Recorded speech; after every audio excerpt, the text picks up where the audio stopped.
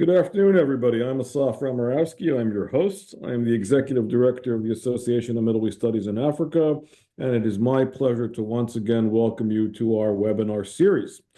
This afternoon, we have the privilege and opportunity to talk to our friend and colleague, Efrat Aviv. Efrat is an associate professor at the Department of History at Bar-Ilan University. She is an expert on history and politics of Turkey. She's done a great deal of work on Israeli-Turkish relations, Turkish Jewry, and of course dealing with the Kurdish issue. She's a prolific writer and researcher on these very topics, obviously very timely as a result of the current changing and shifting winds or sands, whatever you want to look at it, as far as the environment currently with Turkey following the fall of the Assad regime. So there's a lot to discuss in that regard. Format-wise, a little housekeeping issues. Efrat will talk for about 35 minutes or so and discuss the current environment, as well as the mood and the tenor as it relates to Turkish-Israeli relations. And then we will go into Q&A. Q&A will be done via the chat. Please type in your questions via the chat, and we will do our best to get to all our questions this afternoon. If we do not, please feel free to email us after the webinar, and we'll do our best to respond in a timely fashion. But really, without further ado, Efrat, thank you for joining us, and the virtual floor is now yours. Thank you. Thank you so much, Dr. Omirovsky. Thank you, the SMIA team, for the invitation and the opportunity to participate in this esteemed gathering.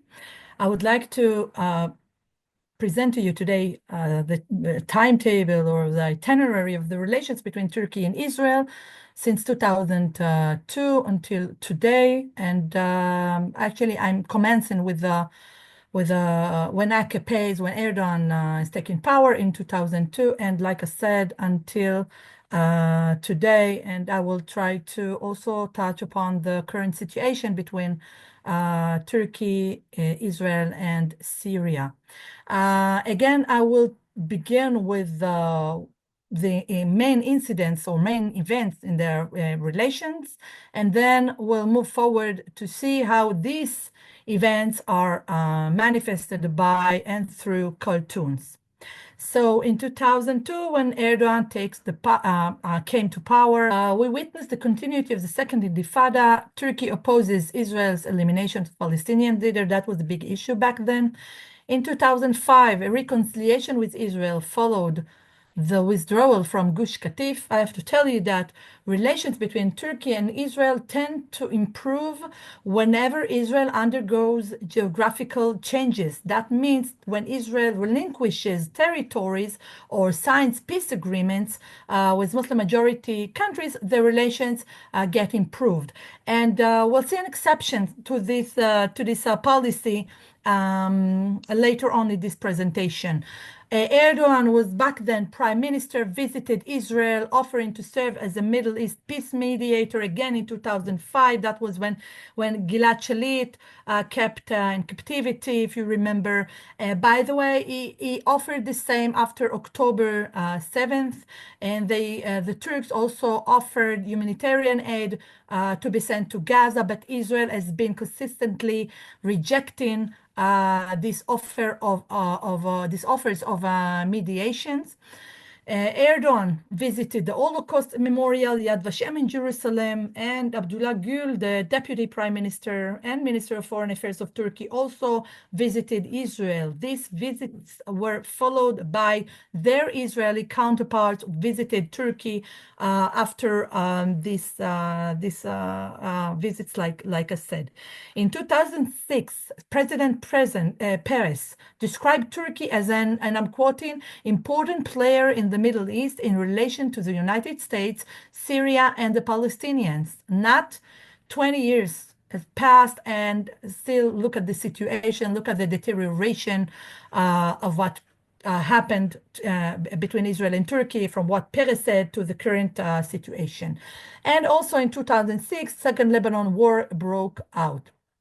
In 2007, Peres met in Ankara, his counterpart Gül, and they also discussed the possibility of coming from the Turks to help free the 3 abducted Israeli soldiers that were abducted by the Hezbollah. If you remember, that was also an attempt of the Turks to negotiate, to mediate, but to no avail. Like we know, in 2008, Operation Cast Lead broke out, and Olmert, just before the operation broke out, spent some time in Ankara when Erdogan started or tried to mediate between Syria and Israel. And Erdogan said that he felt like he was stabbed in the back when Olmert all of a sudden, according to Erdogan, just took off and the war broke out. Olmert in his memoir wrote that the reason was that Syrians insisted that Israel return Golan Heights to the Syrians, and that was the last straw. So Olmert could not accept that, and he just left the table, or actually the phone. It was in the middle. But Erdogan got highly upset, and that is the main point, I think. When maybe I can say that that was the peak of the relations, but ever since the Operation Cast Lead broke out, the relations have started to deteriorate. In 2009, Turkey barred Israel from the Anatolian Eagle aerial military exercise. That was a significant blow to Israel.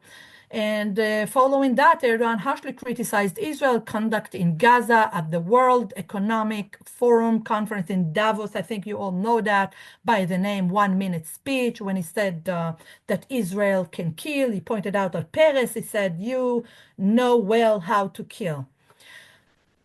Next, 2008, 2009. Still, Operation Cast Lead. Hakan al-Bayrak wrote in Yeni Shafak. Yeni Shafak is an Islamist newspaper, but he wrote the following, and again I'm quoting: those who were saved from the remains of Warsaw ghettos that were crushed by the mechanism of the Nazi massacre carried out what they learned from the Nazis in Palestinian villages like Dir Yassin, established the neo-Nazi occupation regime known as Israel over the blood of the Palestinian people. Now also their children do in Gaza what the Nazis did to the Warsaw ghettos, and they try to endure the neo-Nazi regime, which is fed by Palestinian blood. The Jewish SS at work. In 2010, Erdogan complained about the discriminating world policy towards Israel nuclear policy in contrast to Iran. Actually, at this stage, Erdogan did all in his capacity to legitimize Iran in the eyes of the world.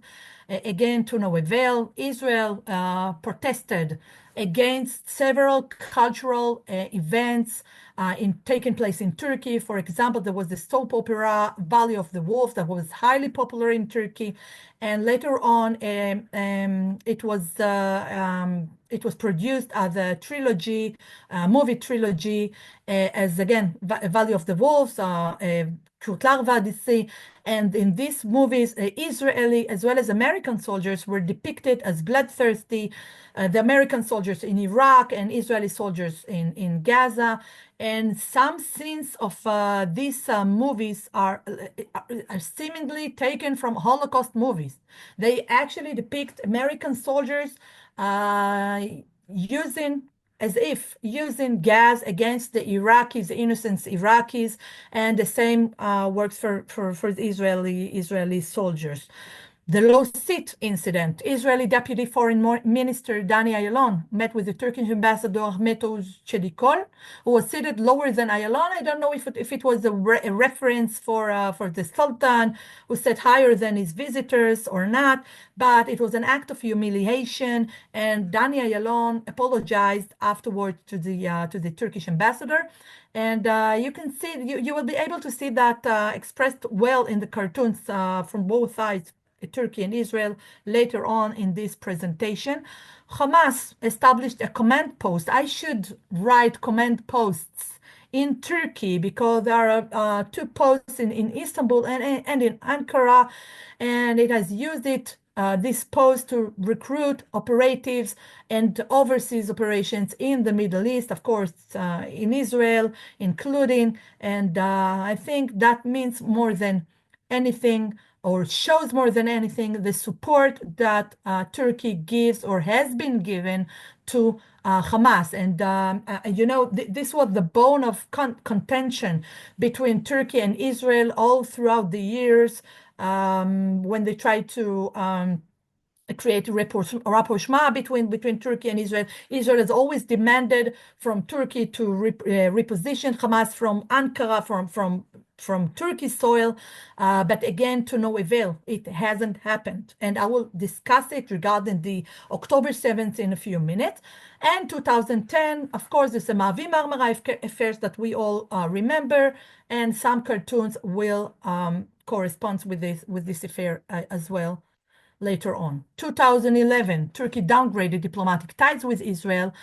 In 2012, it was reported that Turkey revealed the names of Mossad agents to Iran. That was again a great blow to the relations, disbelief, distrust in Turkey.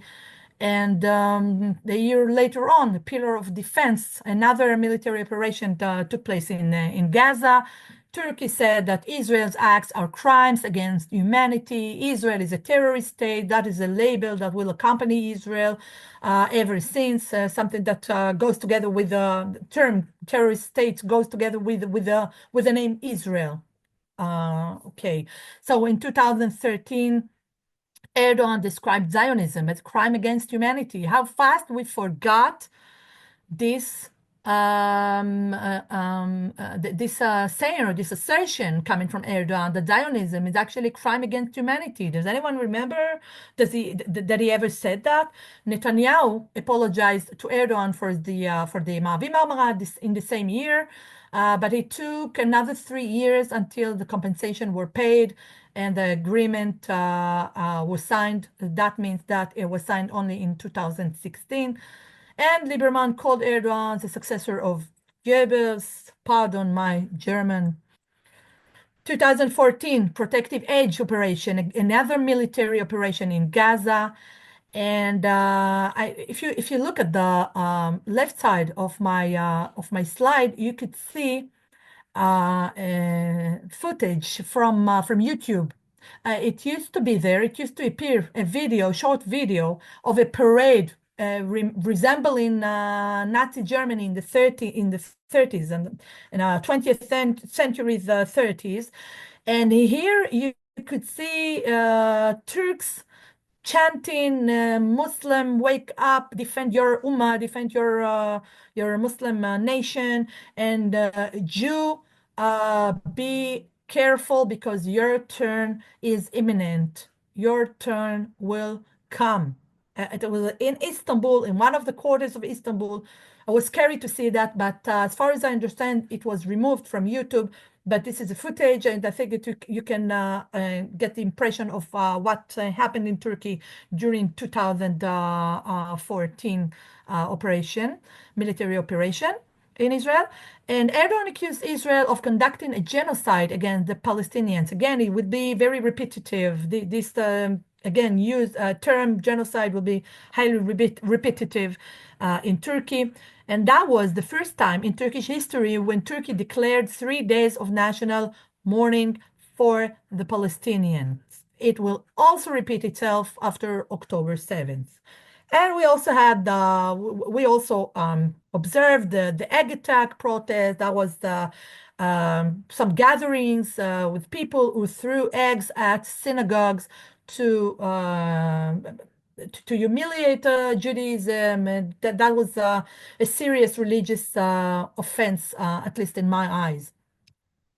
2016, like I said before, a reconciliation agreement was signed, and an Turkish ambassador was sent to Israel. I will skip some not too important facts regarding the relations.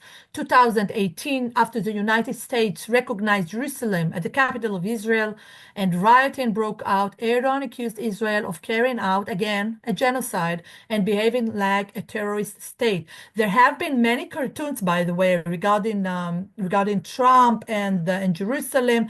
But they were so so blunt. I don't know. I saved it. I saved you from seeing them. But there are others. Don't worry. Gaza border riots happened following the recognition of the United States, and the Israeli ambassador to Turkey, Eitan was humiliated in the airport in Istanbul. And in response to that, Israel expelled the Turkish consul general, who's the consulate is situated in Eastern Jerusalem. The embassy is situated in Tel Aviv. And Erdogan again calls Israel an apartheid state. The Turkish government again declared a 3-day period of national mourning. And pay attention, please, because Netanyahu, whom I would say that until this point kept a very low profile when it came to Turkey. I mean, you could hardly hear any criticism coming from Netanyahu or the Israeli Ministry of Foreign Affairs against Turkey all these years until 2018. I well remember that in 2014, right after the military operation in Gaza, like as I mentioned before, there was a televised interview of Netanyahu, and the reporter asked him, "What do you say to Erdogan? What would you say to Erdogan, who said that Israel is conducting genocide and so on?" And Netanyahu said, I well remember that we will deal with Erdogan, we will deal with Turkey later. And it never happened. Netanyahu kept silent toward the bashing coming from Turkey, but it was right until 2018. And at this point, Netanyahu said that one of Hamas's biggest supporters defined Erdogan as one of Hamas's biggest supporters and advised him not to lecture Israel on morality. And if this is not ominous, I don't know what ominous is. In 2020, Turkey denounced the Abraham Accords, and I'm quoting again, "History will never forgive and will show no mercy to the UAE or any country that normalizes ties with the occupation, meaning with Israel." Do you remember that in the beginning of my presentation, we mentioned the fact that Turkey would like to be a mediator? So I'm asking you, if Turkey is such a peace seeker, if Turkey would like to mediate and again to encourage Israel to sign peace agreements, how come she rejects and she bashes Israel over this agreement, over Abraham Accords? I'm gonna leave you with this worrying question. In 2021, there was a resurgence in diplomatic ties, and subsequently in 2022, the president of Israel, the Yitzhak Herzog, undertook a visit to Ankara, and I think that we all remember the lavish welcoming ceremony that was conducted there in Ankara. I'm not sure who was convinced that the relations would become better after this lavish ceremony. I was not convinced at all, unfortunately. From 2022 to 2023, concerns arose regarding the safety of Israeli tourists in Turkey. You should know that there have been some some Israeli tourists were followed by Iranians. There was the Iranian surveillance is highly active in Turkey, and but despite that, there were mutual visits of politicians, Israeli and their Turkish counterparts. And also that included the Israeli Minister of Defense, pardon.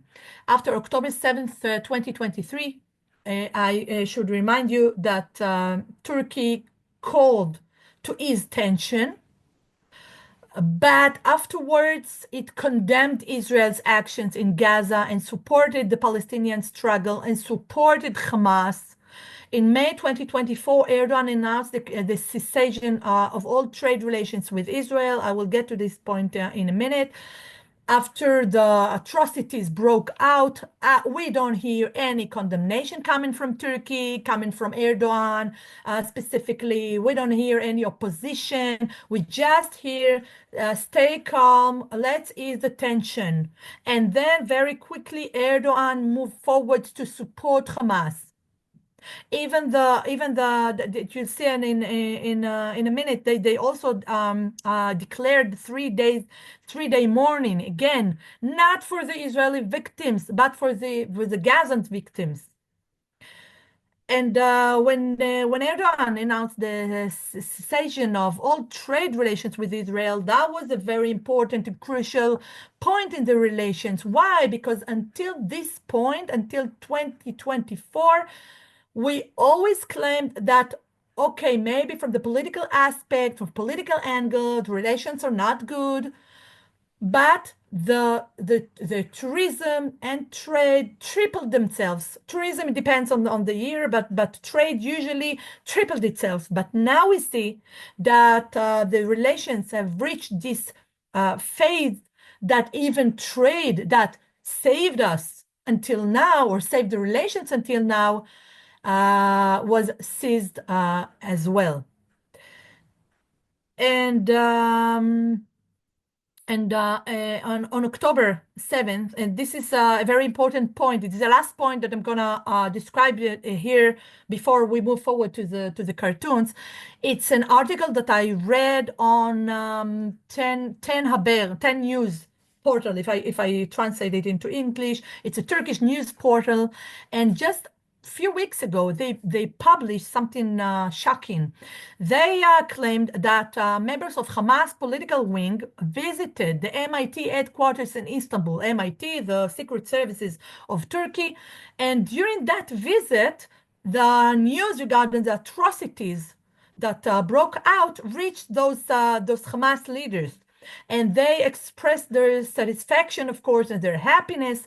And the MIT people, the Turkish people, told them, you carried out, and I'm quoting, I translated it from Turkish. They said, you carried out a great operation, but what will the second phase look like? I mean, they were concerned of how Israel would retaliate. That's it.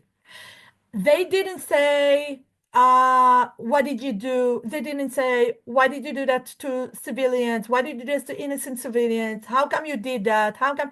Nothing. They just said, great operation, but now Israel will retaliate. Are you ready for that? That was the Turkish security forces response. Now, as we say, I mean, maybe I say powerful cartoons tell the story. I mean, some of them at least tell the story better than words. So I would like to show you, to present to you today everything that I've said until now through cartoons. So the first section is consisted of cartoons that shows criticism of Turkish domestic affairs. Here we see from Israel Today, right-wing newspaper, Israeli newspaper, already in 2010, showing Erdogan passing by the bust of Ataturk and take off the flag and cover the bust as if it was the Islamic veil, in order to show that Erdogan Islamized Turkey. Here, this cartoon is also taken from I think from Arutz Sheva, from right-wing circle news online news portal, and the caption reads, "We have received a strategic decision to turn Turkey to another Muslim anti-Semitic failing country." This is how the right wing in Israel perceived Erdogan and his party. The Mamre incident and its aftermath. In 2011, you may remember there was an assault on the embassy, on the Israeli embassy in Cairo, and here we see Erdogan advising Al-Qarnawi, who was the president, the Egyptian president at the time. And he steps, I mean, you see Erdogan steps on the flag, on the Israeli flag, and he says to Al-Qarnawi, if I were you, I would sue them for compensation and an apology, meaning you can do what Turkey did with the Mavi Marmara. Yeah, Israel was not the one to blame, but they took responsibility, and we come out of it with compensations and an apology. So you could do the same. I mean, the Egyptians were the ones to provoke the event, and they really attacked the embassy. But Israel can apologize if you only demand it strongly. Here we see Avigdor Lieberman was the Minister of Foreign Affairs, the Israeli Minister of Foreign Affairs between 2009 and 2012. And the building here that was set on fire is the building that represents Israel-Turkey relations. And Lieberman says you fight fire only with fire. And they wanted to, I think, to prove or to show that Lieberman adds fuel to the fire of the relations between Israel and Turkey. Mavi Marmara, from the Turkish perspective, you can see here the ship, and you can see the octopus, which represents Israel, but instead of the Star of David, we see the swastika. And of course, it would like to drone the ship, to drone the peace activists, or so-called peace activists. Let's see how Israel perceived the Mavi Marmara. We see the ship, and the caption reads "to free Gaza," but beneath the ship we see a skeleton, which caption reads "to kill Jews." For the Israelis, the main cause of the Mavi Marmara flotilla was to kill Jews. Turkey cooperates with Israel's enemies. That was one of the main concerns of and fears of Israel. And you can see it expressed well in this cartoon. You can see Ahmadinejad. I hope you remember him. He was the president of Iran. And we see Erdogan as the puppet. And Ahmadinejad is speaking from Erdogan's mouth. So if we keep diplomatic relations with Turkey, we should take into consideration that we are actually working with Iran instead of Turkey. And here we see an Israeli man and Turkish woman, and the Israeli guy says, okay, I apologize. No, please remove this veil and let's renew our relations. And when the allegedly Turkish woman does that, we can say that it's not Turkey anymore, but it is Iran.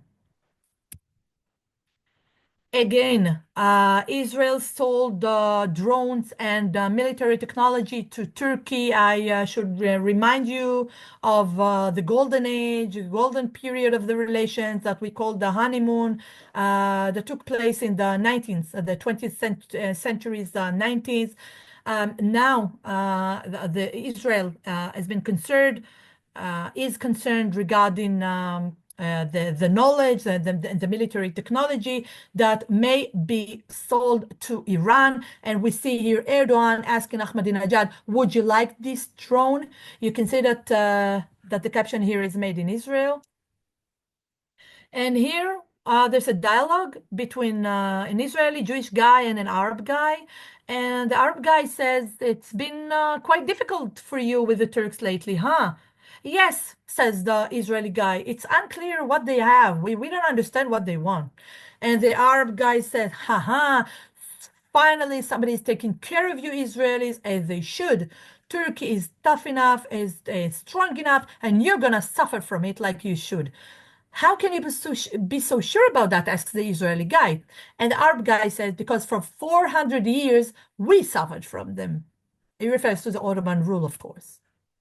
And here we see the we see Erdogan, and it refers to what I said in the beginning of my presentation when I discussed the opportunity to be for the Turks to be the mediators. And here Erdogan said, "We will be happy to return to the objective mediator role between the Syrians and the children killers from Israel." That's much for objective. The low seat incident.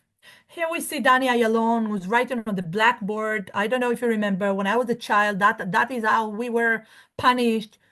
So he was punished by writing on the blackboard, "I will never insult again a foreign country's ambassador." You can see the seats here, the low seat on the right side, and of course his boss, Minister of Foreign Affairs at the time, Avigdor Lieberman, in the picture. And this is how the Turks perceived this incident. You see the big chair in the Israeli side and the lower chair where the Turkish ambassador seat on which the Turkish ambassador sits. But it doesn't matter for the Turks if your chair is bigger or not. What matters is your country and your maybe personality. So the Turkish ambassador was portrayed as bigger than Danny Ayalon in order to humiliate Ayalon. Another cartoon regarding the low seat incident. Erdogan's assistant is telling him that the Israel ambassador and his delegation are coming. They arrived. So the Erdogan said, "Let them wait 1 minute." And this cartoon corresponds with both incidents, the Davos incident, the 1 minute speech, and also with the low seat incident. Because like you see, Erdogan cut the legs off the chair. Israel is anti-Palestinian. This cartoon is a very sad one, I have to say. It is, even in Turkish, it said "Latan caricature." It means the cartoon that will make you cry. In 2014, during the operation, the military operation in Gaza, the Israeli airplane, IDF airplane, by mistake killed 2 children who were playing in the beach. And so this child asks his friend, "Are you sure that these castles will protect us?" Here again, we see the Knesset representatives, the Israeli parliament's representative, all watching, happily smiling at the show where Palestine was set on fire. And the guy on the left asks if he lost something because he arrived late. And again, Israeli IDF soldier said that he's only playing with the kids. He's giving them a candy, sort of a candy, misket, and it's not a bullet. It's not a candy. It's not a game. Actually, it's a bullet that he uses in order to kill Palestinian kids. I would like to go to move forward to Iron Swords War, October 2023. Please pay attention for a second to the sign. I think I can do another PhD regarding the signs that the Turks hang on their vitrines of their shops when it comes to Israel and the Jews. Because I paid attention to the evaluation of the signs. For example, in 2014, the signs read, "Jews cannot enter this shop," blah blah, but they were written in Turkish. Now I'm asking, the military operation took place in Israel. It was between Israel and Palestinians. How would you think that Israelis can read the sign written in Turkish? I assume that it was directed at the local Jews, at the Turkish Jews. But look at the evolution, that was the word, the evolution of the signs, because after Iron Sword, the signs is written in both Turkish and English. So it is directed at both Israeli Jews or any other Jews, but also to the Turkish local Jews. Here we see Sagiv Yecheskel, an Israeli football player that played in Antalyaspor in Turkey, and he wrote a message to commemorate the 100 days that our hostages were kept in captivity. You can see that it shows its bandage, and it's written 100 days and 7th of October with the Star of David. But what the Turkish cartoonist did was take this picture and portray Sagiv Yecheskel as a bloodthirsty person, and instead of the 100 days dedicated to the Israeli hostages, he wrote that in Gaza, within 100 days, 10,000 children were killed. Of course, by the way, he has to flee Turkey, and he had to leave the sport team that he was playing for. Here you can see Biden and Netanyahu are all swimming in a blood pool.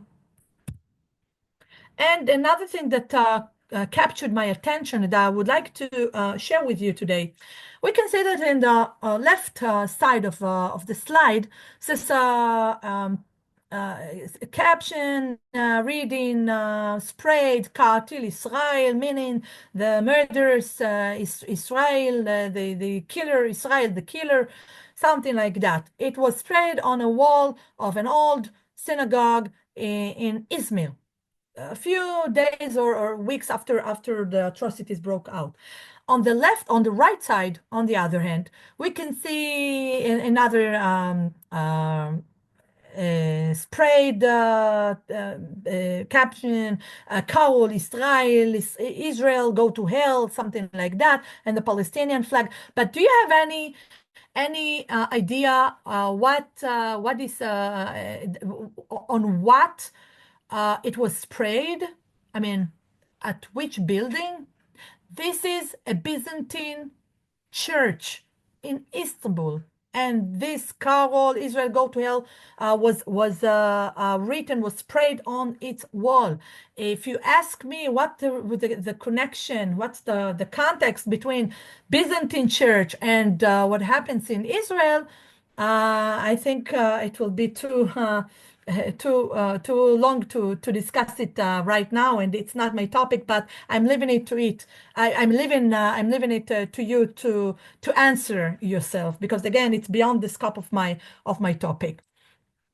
This is and allegedly the maps on Israeli soldiers' uniforms shown on TV in Turkey depict a badge of symbolizing Israel's purported ambition to annex part of Turkey and establish a larger Israeli kingdom, biblical Israeli kingdom, if you wish. It was not an official badge. You have to know that. I don't know who wore that, if at all, but it was not IDF's official badge. And this corresponds well with the conspiracy theory, which is highly popular in Turkey, and even Erdogan embraces it, that Israel has aspirations of occupying some parts of Turkey. You can see it in the map here, as part of a biblical Israeli kingdom, and some parts belong today to Turkey. So they highly afraid that Israel would do something like that. And again, you can see Biyuk Israel means the big Israel, the great Israel. And we see the Americans on one hand, and the Israelis on the other hand. And the one to break the dream of big Israel is Turkey, the Turkish hand. And like you can see here, this a picture, cartoons of Netanyahu as depicted as Hitler. Please pay attention to his mustache. You see it's consisted of the swastika, and he has blood on his hand, on his arms. I think, I mean, there's an obsession that Erdogan has with Netanyahu. And I think it affects the entire Turkish society because it's not the first and not the only cartoon that I've seen comparing or depicting Netanyahu as Hitler. And I find it quite puzzling because on one hand, we hear the Turks saying that Israel is conducting genocide in Gaza and Israel is doing to the Palestinians what was exactly what was done to the Jews in Nazi Germany, and that even surpassed, and Netanyahu said that pardon, Erdogan said that Netanyahu surpassed Hitler a few years ago. But on the other hand, when they speak about Nazi Germany, in so many publications that I've noticed and tracked, they say that Hitler did not finish his job, that Hitler should have ended his job by extincting the Jews from the world. So I'm asking you, were the Nazis bad or good? Here's another cartoons of Netanyahu and his close friend, Kanka, for those of you who use Turkish. And from cartoons to reality, this picture was taken in one of the streets of Istanbul in 2023, and you see the evolution of Netanyahu and ending up as Hitler, and the caption reads Hitler ölmedi, sadece şekil değiştirdi, meaning Hitler did not die, he only changed form, meaning the Hitler is Netanyahu.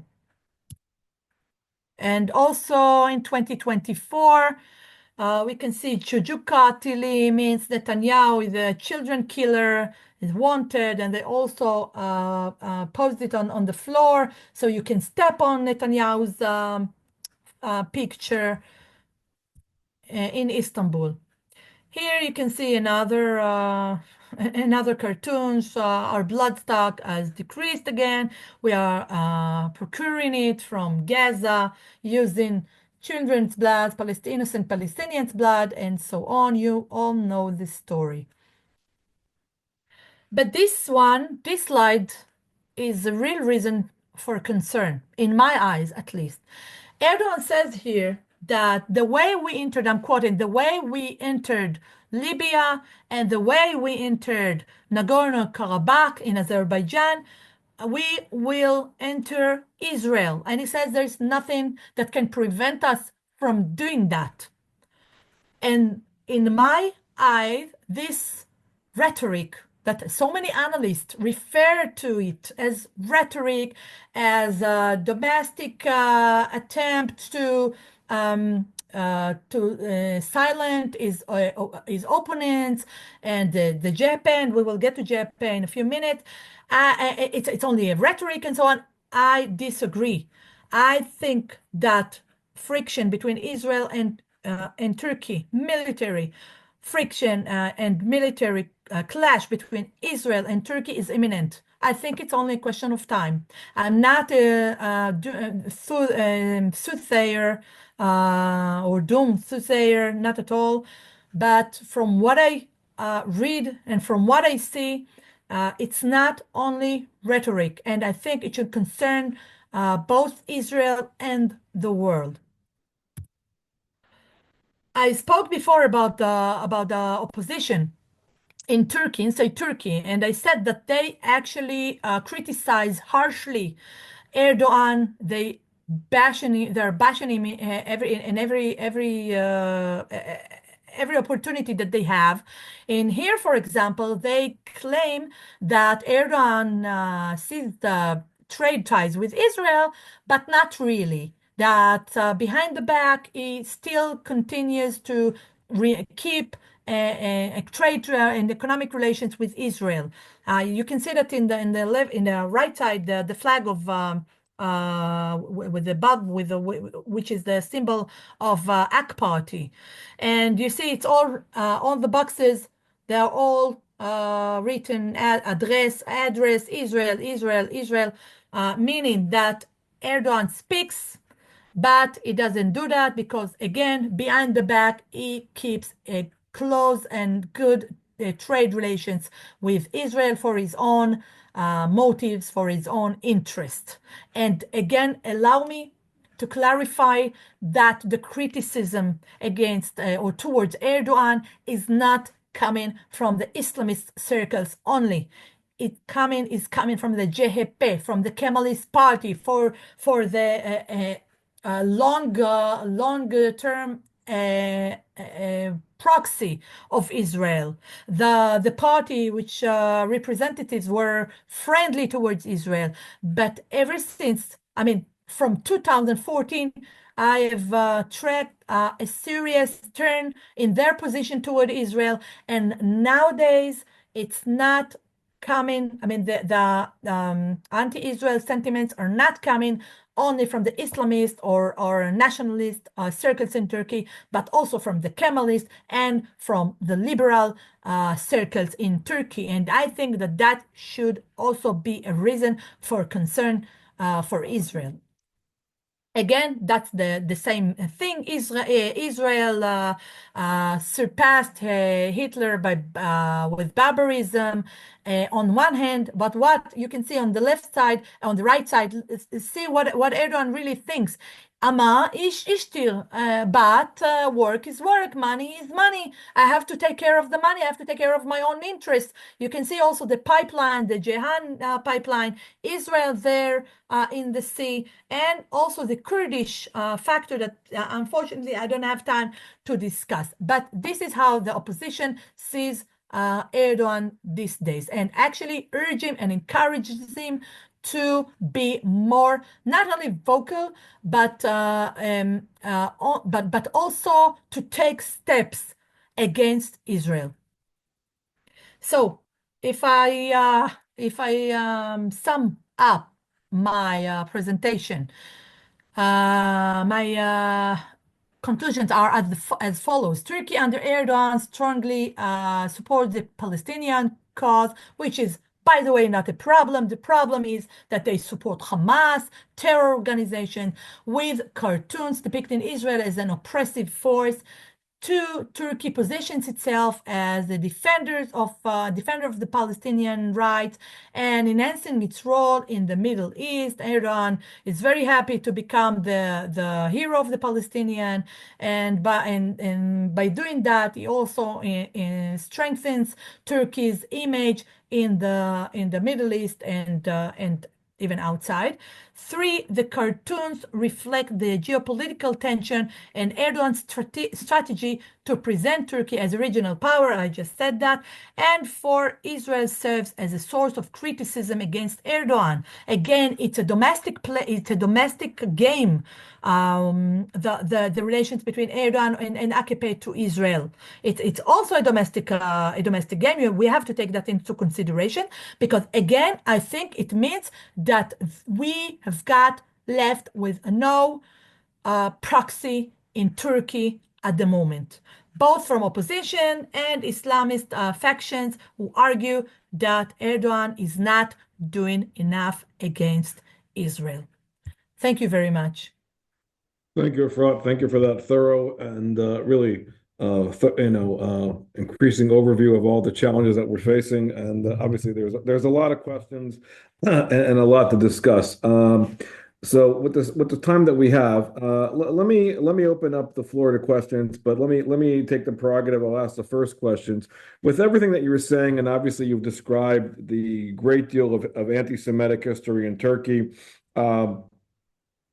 How does all of this reflect, obviously, the continuation as it relates to Syria and as a result of, the current HTS, and as it relates, obviously, to national security matters that the Israelis have as it relates to dealing with what's happening currently in Syria and the impact of Turkey.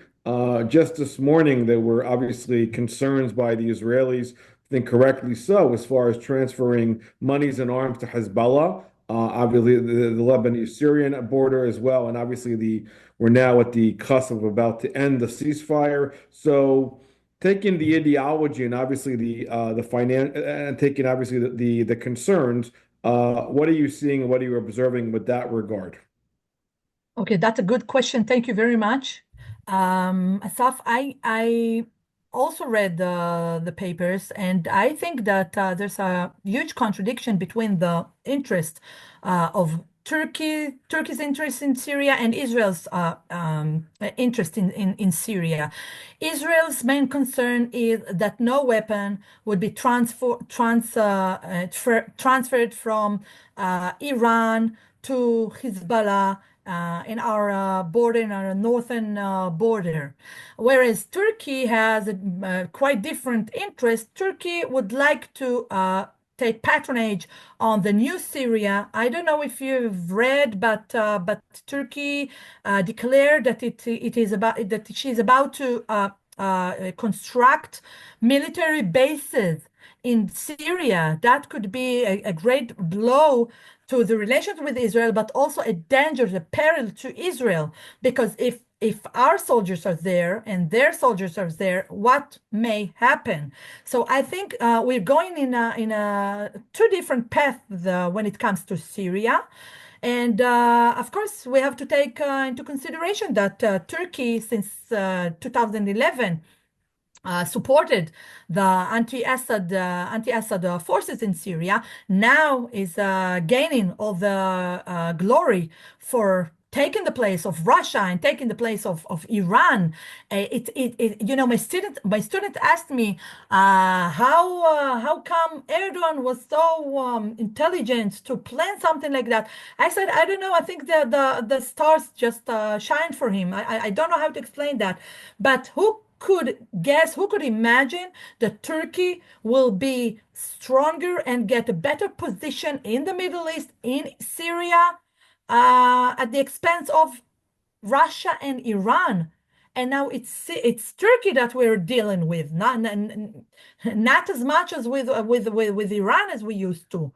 And I think that's also a problem. Turkey would like to take patronage over Syria.